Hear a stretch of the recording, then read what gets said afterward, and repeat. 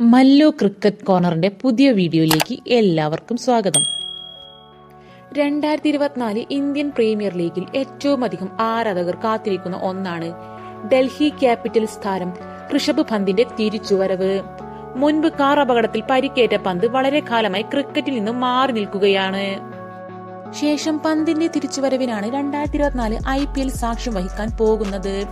2024 IPL പന്ത് Delhi Capitals ടീമിന്റെ നായകനായി തന്നെ കളിക്കുമെന്ന് ടീമിന്റെ കോ ഓണർ പാർത്ഥ് ജിൻഡർ പറയുകയുണ്ടായി.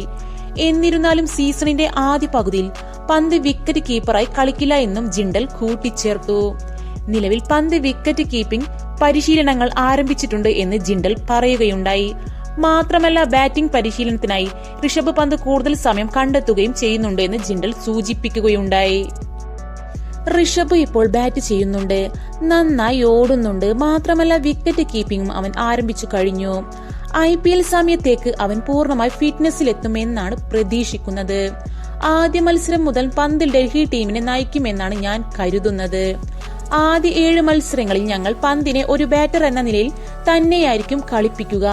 ശേഷം അവന്റെ ഫിറ്റ്നസ് വിലയിരുത്തിയാവും ബാക്കി ടൂർണമെന്റിൽ ഏതു തരത്തിൽ പന്ത് കളിക്കുമെന്ന് തീരുമാനിക്കുക, ജിൻഡൽ പറഞ്ഞു.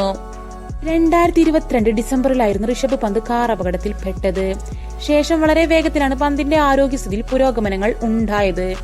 എന്തായാലും പന്തിന്റെ തിരിച്ചുവരവ് ഡൽഹി ക്യാപിറ്റൽസ് ടീമിന് വലിയൊരു മുൻതൂക്കം നൽകും എന്നത് ഉറപ്പാണ്.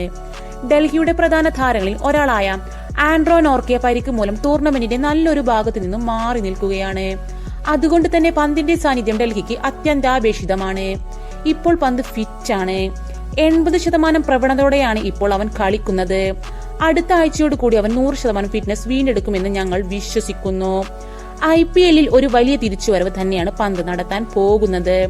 ഉടൻ തന്നെ അവൻ ഞങ്ങളുടെ ക്യാമ്പിൽ ജോയിൻ ചെയ്യും. ആദ്യ മത്സരത്തിൽ തന്നെ അവൻ ഇറങ്ങുമെന്ന് ഞാൻ പ്രതീക്ഷിക്കുന്നു, ജിൻഡർ കൂട്ടിച്ചേർത്തു. മാത്രമല്ല, ടീമിൽ ഹാരി ബ്രൂക്ക് ഒരു പ്രധാന ഘടകമായി മാറുമെന്ന് ജിൻഡർ പറയുകയുണ്ടായി. ബ്രൂക്ക് ടീമിൽ 6ാം നമ്പറിൽ ബാറ്റ് ചെയ്യാനും സാധ്യതയുണ്ട് എന്ന് ജിൻഡർ പറയുന്നു. അപ്പൊ ഇതുപോലുള്ള ട്രെൻഡിങ് ക്രിക്കറ്റ് വീഡിയോസ് നിങ്ങൾക്ക് ഇഷ്ടമാണെങ്കിൽ മല്ലു ക്രിക്കറ്റ് കോർണർ എന്ന ഞങ്ങളുടെ ചാനൽ സബ്സ്ക്രൈബ് ചെയ്യാത്തവരുണ്ടെങ്കിൽ സബ്സ്ക്രൈബ് ചെയ്തൊന്ന് സപ്പോർട്ട് ചെയ്യണേ.